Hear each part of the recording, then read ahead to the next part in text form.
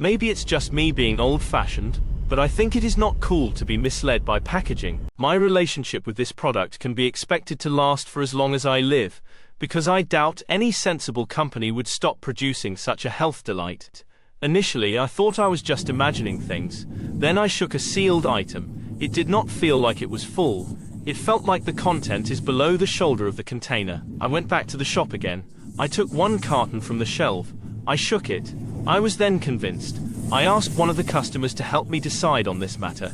She confirmed that I was right. We even took a smaller container of the same brand. It was the same thing. They do not fill it up. It is probably slightly below the shoulder of the container. We will investigate some more when I prepare my healthy liquid food concoction in the next video.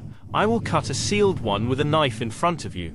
We can investigate this matter and be sure. I am not paid to advertise this product, but if it were a stone, it could have been gold. Just a quick glance at how it is made tells you the whole story. Its ingredients include iron, wheat, and vitamins that impact positively on my bones and the gums of my teeth. This is not just a drink, this is food packaged in a liquid container. I now use this diabetes-friendly product to help shred and blend food. I just put boiled veggies and meat as well as a small quantity of peanuts mixed with raisins and let the machine grind and blend everything. The result is a unique, tasty and filling combination: vitamins, proteins, vegetable, and a bit of sugar.